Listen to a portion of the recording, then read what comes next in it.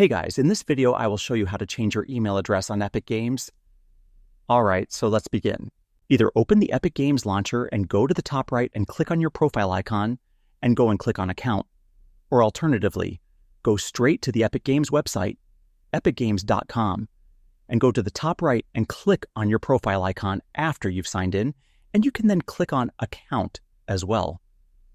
And then what you need to do is go into Account Information, go over to the right, and you're going to see Email Address, and you need to go and click on the Edit or Change button to the right of it.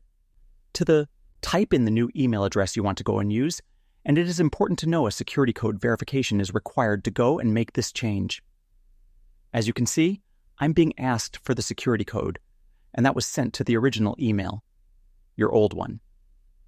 I've now got the code, and I'll go and paste it in. Click Continue, and finally, you need to go and verify the new email address. So now go to that email inbox and check it. Here we are. As you can see, there's a button to go and verify email. Click there, and your email will be changed in Epic Games. So that's basically how you can change your email address on Epic Games. And that's it for this video. If you found this helpful, consider subscribing and giving this a big thumbs up. Thanks.